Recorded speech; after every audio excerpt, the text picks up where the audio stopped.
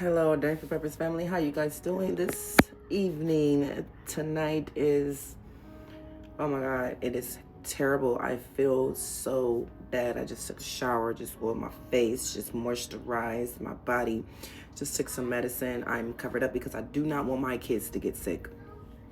I told my daughter I would take her somewhere tomorrow. I don't have to work, so I'm trying to make sure that she does not get sick so that she can enjoy what I promised her I would do.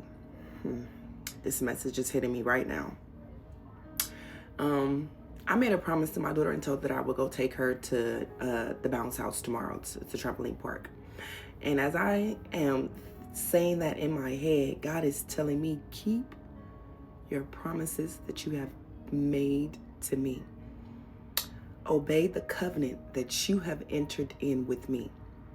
Because I am the God who keeps my promises. I will do exactly what I said I would do. And I expect you to do exactly what you said you were going to do.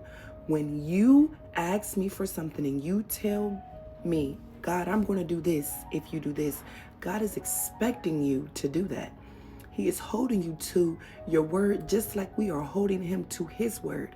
And we are waiting patiently for God to do what he spoke to us. And he is waiting patiently for us to do what he has called, that we have said we were going to do.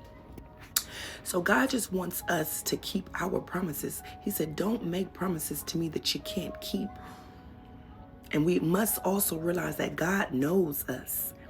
He already went to the end of our life and he's working backwards. So he already knows if we're going to keep that promise and if we're not going to keep that promise. But he is asking you to keep the promise that you promised him when you went into prayer. And you don't got to worry about if someone else knows that promise. Because it's between you and God. You went in your secret place with God and you laid before God and you cried out to God and you said, God, if you do this, I will do this. And when he said, yes, son and daughter, I will do this, he was giving his honest word. He was getting into covenant with you, telling you he was going to do that. And then you went in a covenant with him and told him that you were going to do exactly what you said you were going to do. When he does what he said he was going to do for you, when he answered your prayer, you were like, okay, God, I'm going to do this if you do that. Even though we should not go to God and say, God, if you do this, I will do that.